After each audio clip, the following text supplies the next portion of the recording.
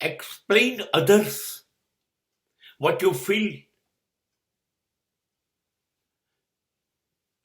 What are your experience of spiritualization? It is not only a religious duty, but it is moral responsibility also.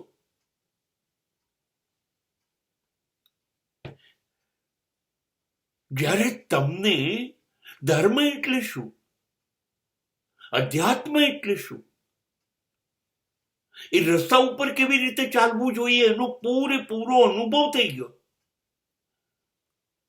પરમાત્મા પરમ તત્વ ની અનુભૂતિ થઈ ગઈ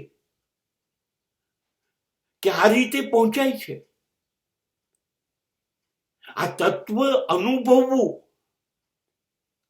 એનાથી શ્રેષ્ઠ સુખ કંઈ નથી. અને આ જે જીવન આપણને મળ્યું છે એ જીવનનો અર્થ જ આ હોઈ શકે, આ સિવાય કોઈ હોય નહીં.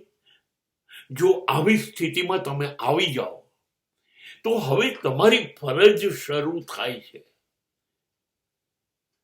કે જેને આ સ્થિતિની ખબર જ નથી એને તમે સમજાવો, વારંવાર સમજાવો. એ સમજાવવાથી તમારા તરફથી નીકળેલી જ્ઞાનની ગંગોત્રીની ગંગા બીજા કેટલા બધા લોકોને ધર્મની પવિત્ર અનુભૂતિ આપશે. અને જેમ જેમ તમે વધુ ને વધુ લોકોને સમજાવતા જશો એમ you will clear the concept. એ તમારા મનની અંદર એ છાપ પાકીને પાકી થતી જશે. એ તમારી અંદર વધુ વિશ્વાસ પેદા કરશે કે તમે લોકોને સમજાવી શક્યા અને લોકો આ વાત સમજ્યા છે અને આ બાબત એમના દિલ દિમાગમાં છે. એ એમની આંખોની ચમક ઉપરથી તમને દેખાશે, એમના શબ્દોમાં, એમના વર્તનમાં, એમના હાવભાવમાં તમારા માટે આભાર દેખાશે કે તમે અમને એક સારો સાચો રસ્તો બતાવ્યો. આ કરવું જોઈએ. સૂર્યના કિરણો વહેંચે છે કે નથી વહેંચતો?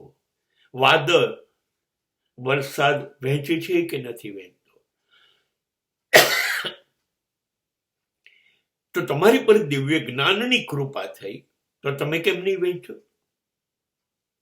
એ વહેંચવાથી તમે મજબૂત થશો, તમારો આત્મવિશ્વાસ વધશે, તમારો આત્મવિકાસ પણ થશે.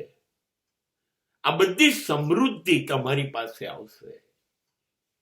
શરૂ કરો, શરૂ કરો. સમાજ એક અદ્ભુત દિશામાં જતો હોય તો તમારો હિસ્સો છે.